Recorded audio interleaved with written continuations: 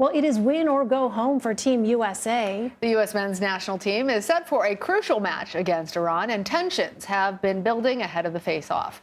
One major flashpoint was the U.S. Soccer Federation's decision this week to briefly post a graphic containing an altered image of the Iranian flag without the emblem of the Islamic Republic. U.S. Soccer said in a statement it did so as a sign of support for women's rights. The players have said that they were not aware of the post beforehand. Even the White House had to clarify that it had no prior discussions with the U.S. Soccer Federation. Well, let's bring in CBS Sports soccer analyst Grant Wahl, who's in Doha, Qatar.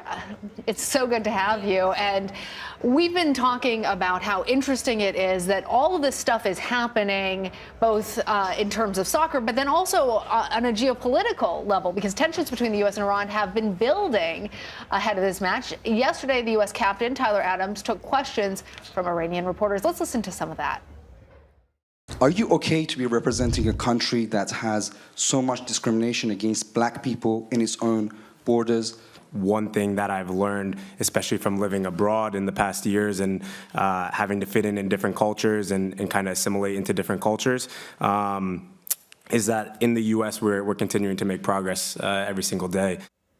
How are the players, U.S. and Iranian, balancing representing their countries and policies and societies that have flaws within them, and also just trying to play the game?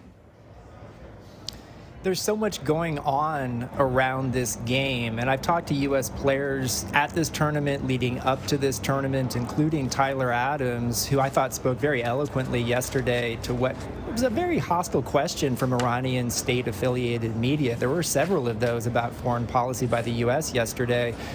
And the U.S. players say, look, we're here to play soccer.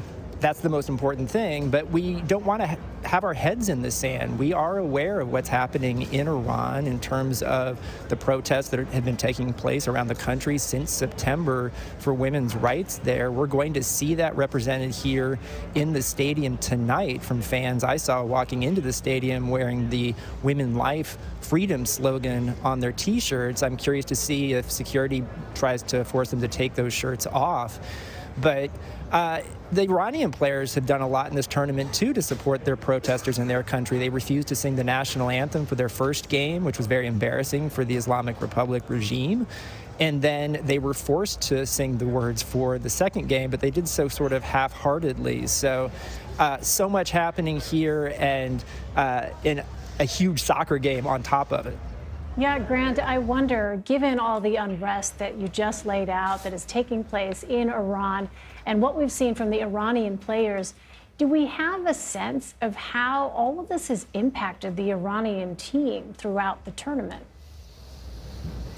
We don't have a full sense because they're under pressure not to say anything about that at the press conferences that take place here. And also yesterday, I should say that the FIFA moderator didn't allow any Americans to ask questions. We tried. We wanted to at the press conference, and no women were allowed to ask questions at the press conference by the FIFA moderator, even though CBS's Roxana Saberi was saying, like, look, you need to call on a woman, and they did not do it. So it's interesting to see how FIFA has handled all of this as well, because they have an impact on it. But the Iranian players are in a tough spot, right? Because it's clear that some of them have posted on Instagram, like their forward, Sardar Azman, very specifically in support of the Iranian women, and he's one of their best players, and he almost didn't get called up for this World Cup to play because of what he had said publicly on his Instagram. So there's just so much happening here, and there's reports of Iranian regime plants in the stands monitoring what people are saying or protesting and trying to stop it. So whether they're working in cahoots with the Qatari government, who Iran's an ally with, there's just so much happening here. Wow.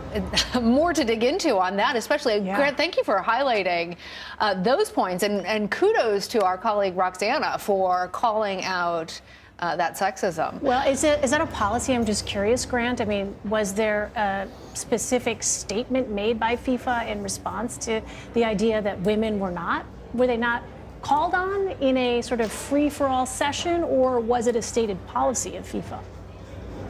It's not a stated policy of FIFA, I should be clear on that. And I don't know if anyone has actually raised this with FIFA yet about what happened in that press conference. I was in there with Roxana yesterday. I've spoken to her throughout this, and she's as up to date on anyone in the world on Iranian reporting and around this team. So it's really unfortunate they didn't allow her or any other women to ask a question in the Iran press conference. Well, counting on you and Roxana to get more answers on that. Really quickly, though, before we let you go, do you think Iran or U.S. is going to win this match? You know, I'm not great at predictions, but I feel like this U.S. team is going to get it done tonight.